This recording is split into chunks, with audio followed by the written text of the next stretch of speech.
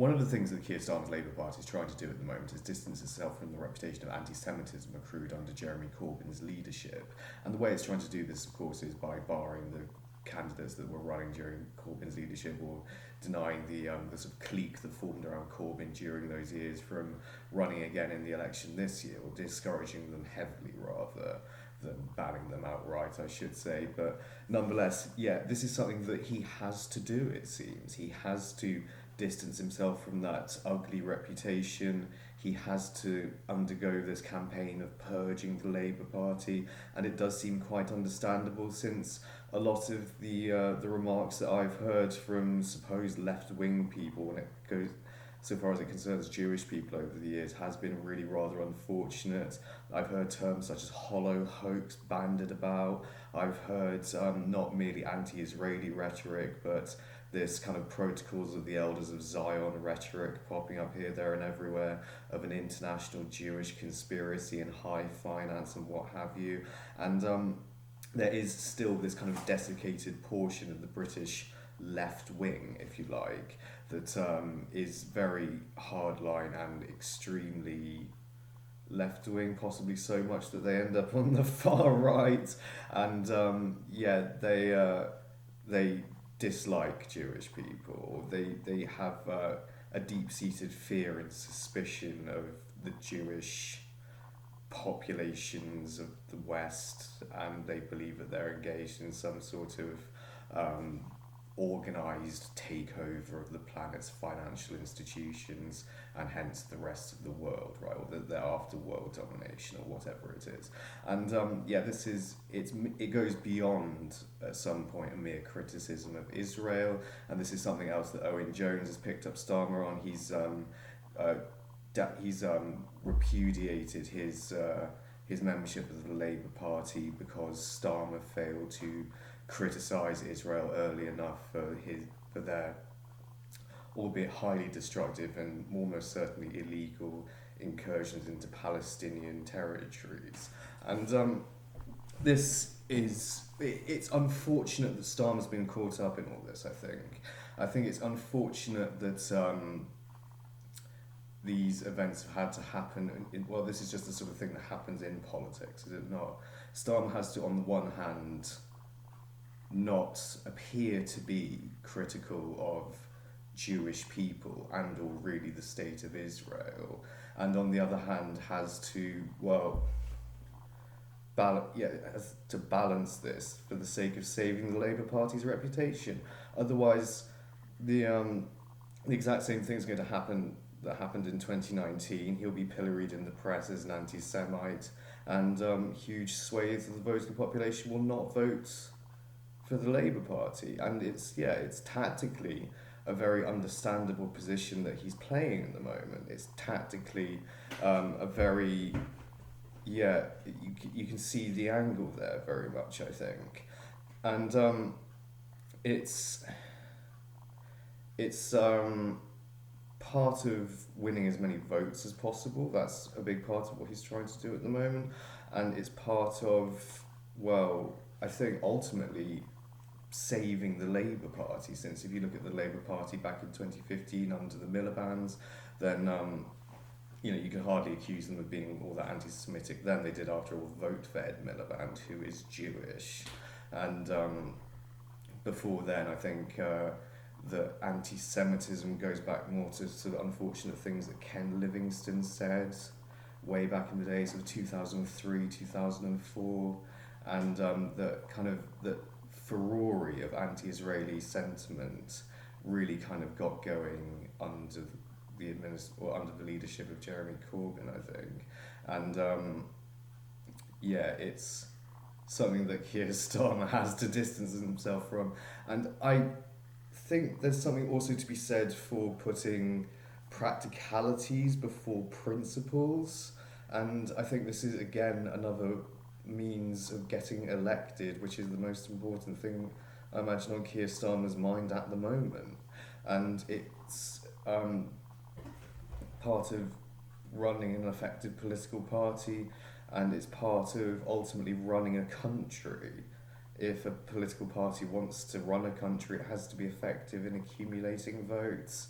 if it wants to run a country, it has to collect votes and jump through all these loopholes and play these games and, yeah, make these purges, really. And I think he's been successful, yes, in distancing himself from the unfortunate reputation that Jeremy Corbyn allowed to fester within the Labour Party during the period in which he was running it. And I think the inaction of Jeremy Corbyn lost him the election, among other things such as the, I think at this point, highly unrealistic promise that we could have free university education for everybody. I think, the billions and billions of pounds that would cost us, we don't have the money for it. We don't have the money for it in the country's accounts. It doesn't work. It's not a realistic policy objective. I'm trying to think what else lost Jeremy Corbyn the election. And I voted for Jeremy Corbyn. I voted for him in spite of the anti-Semitism, or in spite of his ability to crack down on the anti-Semitism.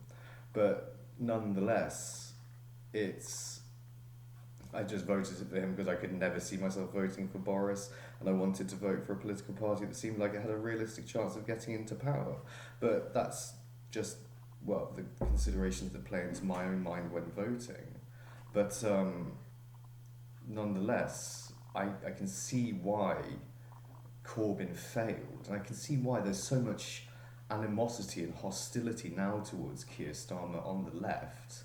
The reason is because he's not saying what they want him to say. He's not saying that he's going to abolish tuition fees. He's not saying that he's going to, completely deprivatise the NHS.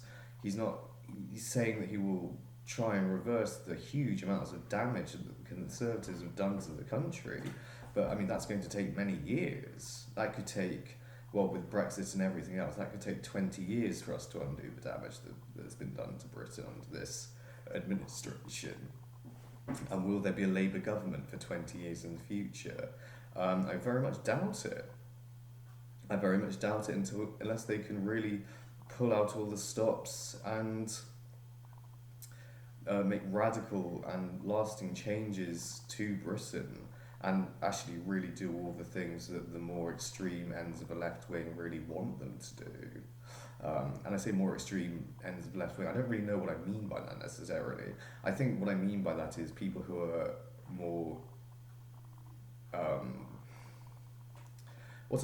I don't mean the anti-Semitic cabals that do lurk within left-wing circles. I mean more like committed leftists, not centrists, or people who wouldn't self-identify as centrists. People who still want all these policy things to happen, like the abolition of tuition fees wholesale. I don't know what's going to happen, obviously. Who does? But I think I'm voting for Keir Starmer still, because it is the best option to vote for.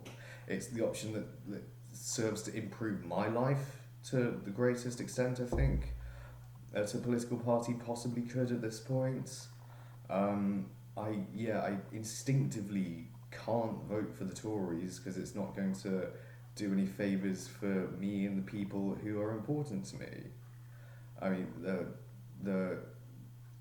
the things that Starmer said in his manifesto that he's going to do for disabled people, for instance, of whom I'm one, my mother's one, those are the people who I really have to think about when casting my vote. And they're going to apparently secure far more benefits payments for us. So that's the deciding issue, really, when it comes to why I'm voting. That's the thing that I consider really important for me anyway. And there are other things such as the nationalisation of the energy companies, or this idea of a national energy company for Britain, which is, I assume, tantamount to the same thing. I think that could be highly effective in lowering the cost of living and eliminating unnecessary costs for businesses. So I'm voting for that sort of stuff. And that, by the way, is true socialism. or it is a true enough form of socialism for me to, as a socialist, be able to vote for it.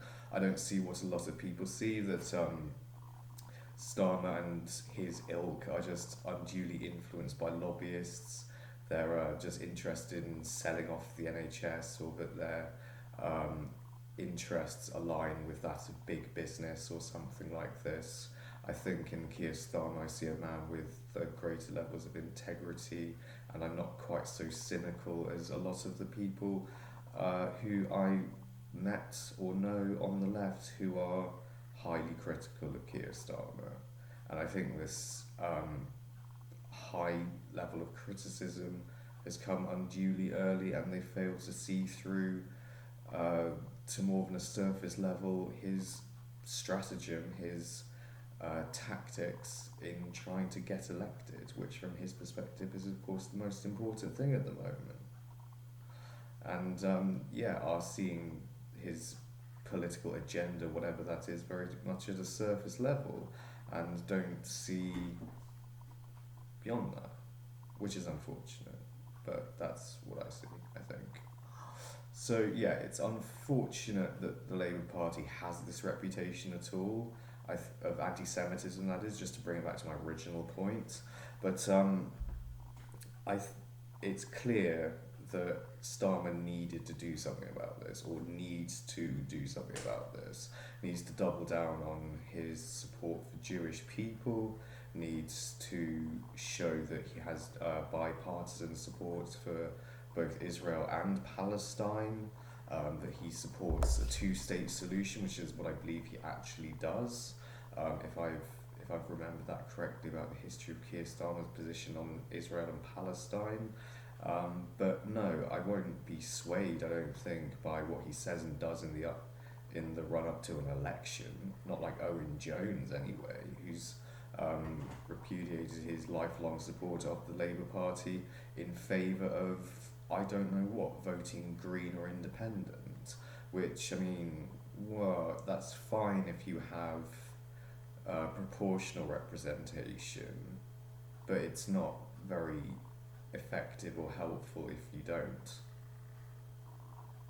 And I think I'll leave it.